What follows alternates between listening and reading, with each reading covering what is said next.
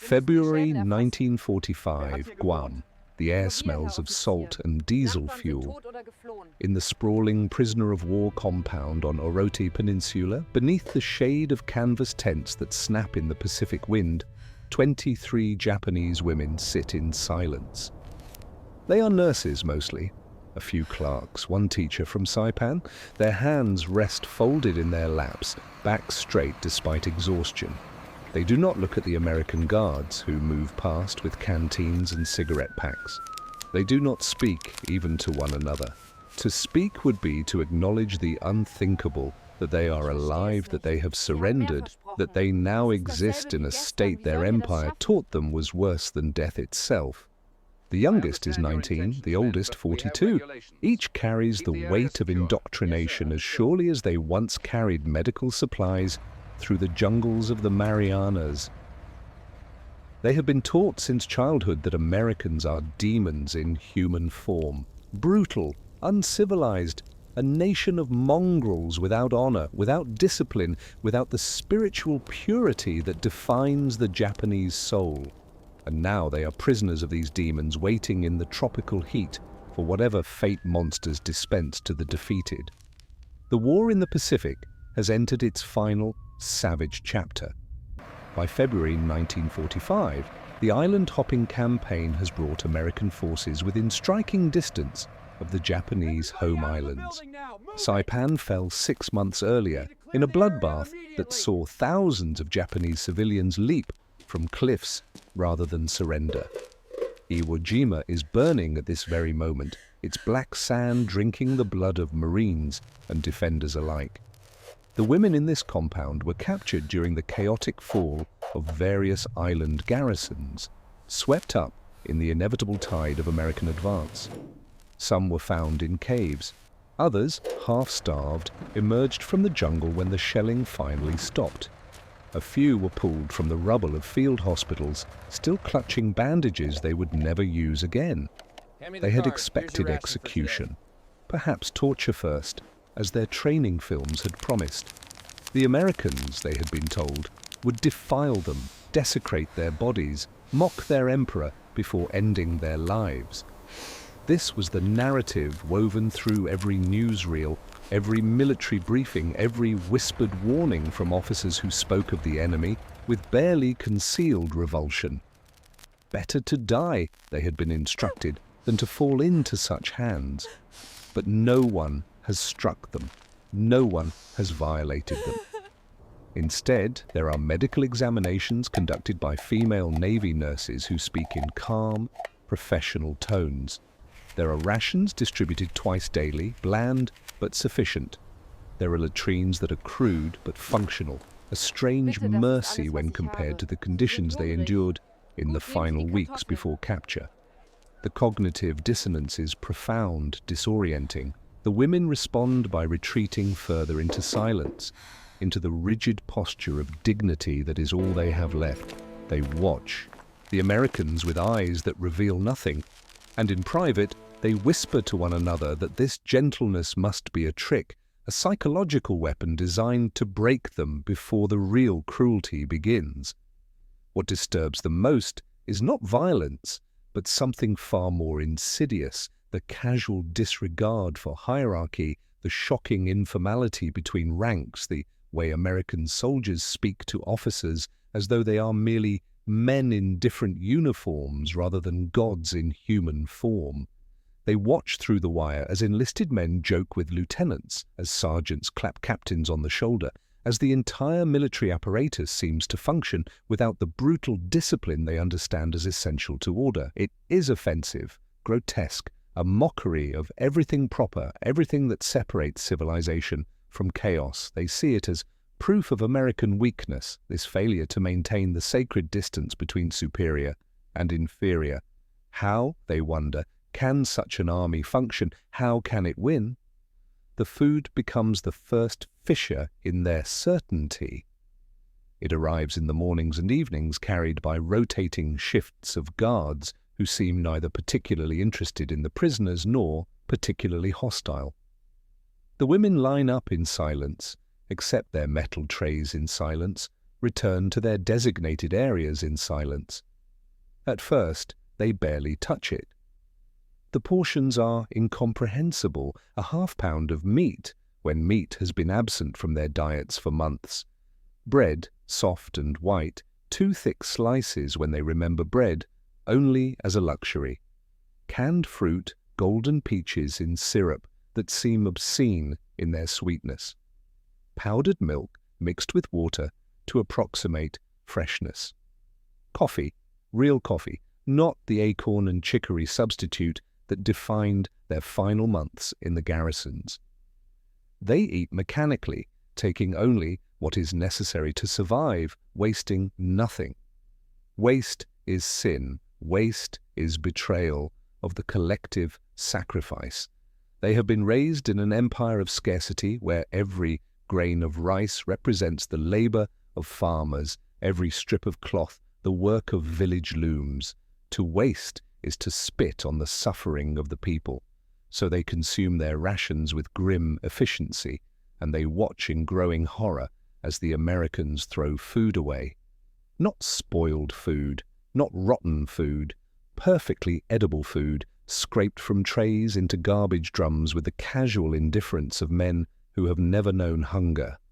An apple with 1 bite missing, half a sandwich abandoned because the soldier grew full. Coffee poured into the dirt because it cooled too much. The Japanese women witness this, and something hardens in them.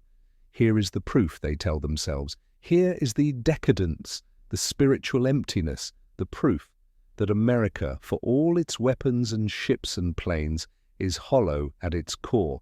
A nation that wastes food is a nation that has lost its soul. But then they notice something else. It happens on the 3rd day. A young American soldier, barely old enough to shave, finishes his meal at one of the long tables set up outside the mess tent. He has leftovers, substantial ones, a thick slab of meatloaf, a mound of mashed potatoes, a bread roll. He looks at his tray for a moment, then stands and walks toward the compound fence. The women watch, wary. He approaches one of the guard stations where an older sergeant sits, reading a letter from home. The young soldier says something the women cannot hear. The sergeant looks up, nods. The young soldier holds out his tray. The sergeant takes the bread roll, just the roll. He grins, says something that makes the younger man laugh, and waves him away. The soldier walks back toward the mess tent, and the sergeant eats the bread while reading his letter, crumbs falling onto the paper.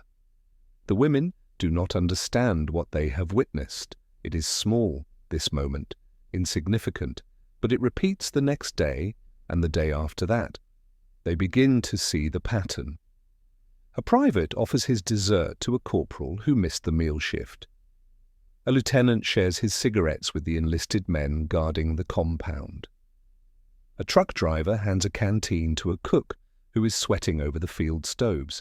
There is no ceremony to these exchanges, no formal ritual of obligation and debt. The Americans simply share, casually, as though the act requires no more thought than breathing. One afternoon, a supply crate breaks open during unloading, spilling canned goods across the dirt. 3 soldiers scramble to gather them up. 1 can of peaches rolls toward the fence, coming to rest a few feet from where the women sit in their segregated area. An American corporal retrieves it, straightens, and looks at the women for a long moment. He is young, this corporal, with sun-bleached hair and a sunburn across his nose. He glances back toward his sergeant, then at the can in his hand. Without a word, he sets it down on his side of the fence, just within reach, and walks away. The women stare at the can for 20 minutes. No one moves toward it. It could be a test, it could be mockery. But eventually the oldest among them, the teacher from Saipan, stands and retrieves it. She brings it back to the group, and they examine it as though it were a coded message. The label shows fat yellow peaches in crystal clear syrup, an image of abundance that seems like propaganda. That evening, they divide the contents among all 23 women, each receiving a single slice of fruit and a spoonful of syrup. They eat slowly, and the sweetness is almost painful. The American officers do not dine separately from their men. This revelation comes slowly, built from observation. The women watch the chow lines and realize that the colonel eats the same food as the private, stands in the same line, receives his portion from the same servers. There is no special kitchen for officers, no better cuts of meat, no wine while the enlisted drink water. The democracy of the mess hall is total, and to the Japanese women it is incomprehensible. How can a man command respect when he eats common food among common soldiers?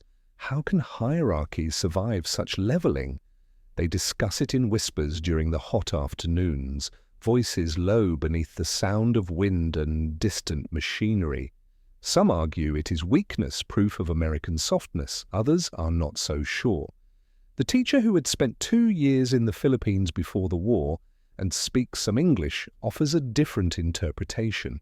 Perhaps, she suggests carefully, this is not weakness but a different kind of strength. Perhaps the Americans do not need the same displays of dominance because their soldiers follow out of something other than fear. The suggestion is almost heretical and the other women fall silent, but the seed is planted. The medical tent becomes another site of cognitive disruption. The Navy nurses who attend to the prisoners' health needs are efficient, professional, and shockingly direct. They treat infections, distribute vitamins for malnutrition, address the dysentery that plagued the women's final weeks of freedom. They do these things without ceremony and without sermons. There is no forced re-education, no lectures about the superiority of American democracy. The nurses simply do their work, and when a Japanese woman bows in gratitude, they nod and move to the next patient. One of the prisoners, a nurse herself, asks in halting English why they are being treated at all. The American nurse, a lieutenant from Wisconsin with tired eyes and capable hands, considers the question. "Because you're sick," she says finally, as though the answer is obvious. "That's what we do." She says it the way one might explain that water is wet, that the sky is blue. No ideology in her voice. No grand pronouncement, just the simple, stubborn fact of care, extended because care is what is done. The Japanese nurse thinks about this for 3 days. In her medical training, she had been taught that care was a function of duty to the emperor, to the nation, to the collective body of the Japanese people. Care was political. It reinforced hierarchy and served the state. But the American nurse's words suggested something different. That care might be its own justification, extended not because of who deserved it, but simply because suffering existed and could be addressed. The concept is so alien that she struggles to find words for it even in her own language. By the 3rd week, small conversations begin. The teacher from Saipan, who serves as informal translator, exchanges a few sentences with the guards. Nothing significant. Comments about the weather, questions about when the supply ship might arrive. But the ice is cracking. One evening, a guard mentions that he has a sister who is a teacher back in California. The Japanese teacher nods politely. The next day, the guard brings a worn photograph, shows it through the fence. His sister stands in front of a schoolhouse, surrounded by children, her smile wide and proud. The Japanese teacher studies the photograph for a long time, then returns it with a small bow. "She looks kind," she says in careful English. The guard's face breaks into a grin. "She is," he says, "pain in the ass but kind." The vulgarity shocks the teacher, but also the affection in his voice when he says it. He speaks of his sister the way one speaks of an equal, someone whose pain-in-the-arse qualities are inseparable from her kindness, both simply parts of who she is. Not subordinate, not superior. Simply human, complex, real. The symbolic weight of food intensifies as the weeks pass. The women notice that American soldiers complain about their rations, even as they consume calories. that would sustain a Japanese soldier for 2 days. They grumble about the powdered eggs, mock the canned meat, trade cigarettes for candy bars as though such abundance is disappointing rather than miraculous. This too is disturbing. To complain about plenty seems obscene. But beneath the complaints, the women begin to detect something else, the assumption of sufficiency so deep it need not be stated. The Americans complain because they have never doubted that food will exist tomorrow. Complaint is the privilege of security, and they share, constantly, thoughtlessly. A soldier receives a package from home, opens it, and within minutes its contents are distributed among his unit. Cookies from someone's mother, salami from someone's uncle, photographs passed around, read aloud, laughed over. The possessiveness the Japanese women expect never materializes. Ownership seems fluid, temporary, less important than the gesture of distribution. The women watch a private receive a box of chocolates and immediately walk through the barracks offering them to anyone nearby until the box is empty. He keeps 2 pieces for himself. 2 pieces from a box of 30. One of the younger prisoners, a clerk who had worked in the quartermaster's office, does the mathematics. She calculates the calories wasted daily by the American forces on Guam, the sheer volume of food casually discarded or given away, and the numbers make her dizzy. The waste from one day could feed her village for a week. The casual generosity of one soldier represents more abundance than her family saw in a year. How can they be defeated, she wonders with growing dread, by an enemy that treats wealth as though it is infinite? The transformation is not sudden. It is gradual, erosive, like water working on stone. Each small observation weakens the edifice of propaganda that defined their understanding. The Americans are not demons. They are not monsters.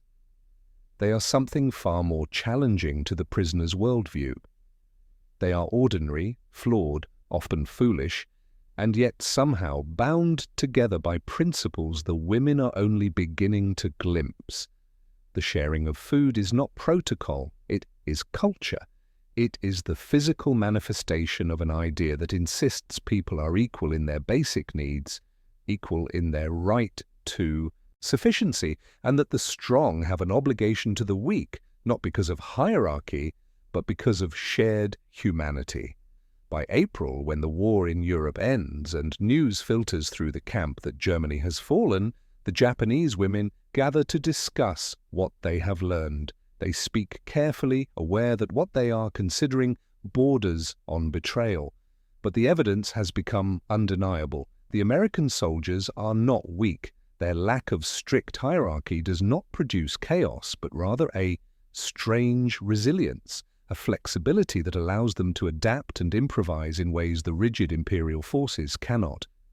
Their abundance is not accidental, but systemic, the product of an economy and a philosophy that prioritizes production and distribution over scarcity and control.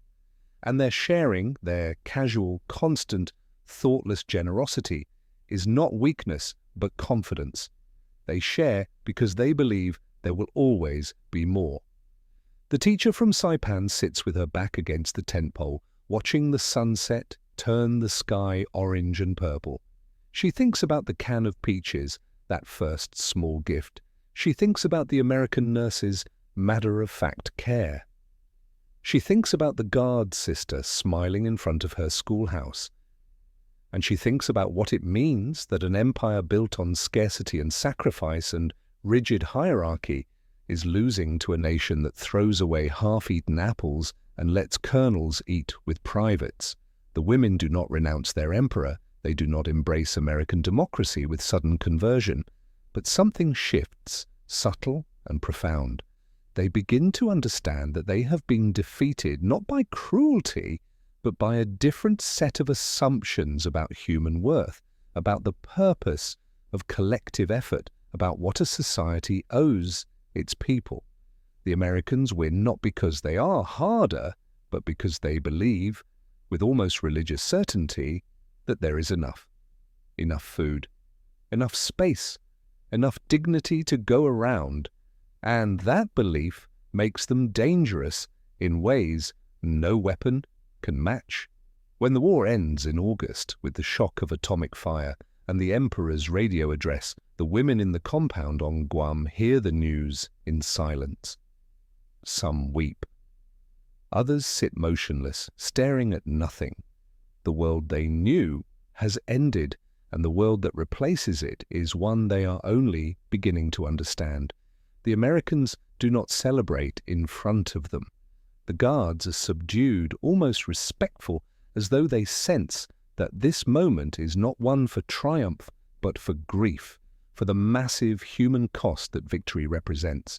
In the months that follow, as the women are processed for repatriation, as they are given new clothes and medical clearances and the paperwork that will allow them to return to a Japan they no longer recognize, they carry with them the memory of shared meals and casual kindness. They will return to a nation of rubble and starvation, to cities burned and economies shattered, and they will face the impossible task of rebuilding not just buildings, but belief. And in the ruins, when the questions come about how they lost, about what the Americans possessed that proved decisive, some of them will remember a young corporal setting a can of peaches by a fence. They will remember the democracy of the mess hall, the careless abundance, the stubborn insistence that care required no justification beyond need. They will remember that the enemy was not demons, but something far more formidable. People who believed that sharing was not sacrifice, but the natural order of a just world. And in that memory, uncomfortable and undeniable, will be the seed of something new. Not surrender, exactly, not conversion, but the beginning of understanding that power takes many forms, and that sometimes the greatest strength is the simple, revolutionary act of believing there is enough for everyone. The wind blows across Oroti Peninsula, carrying the scent of salt and hope and the terrible weight of knowledge, and in the distance the ships wait to carry them home.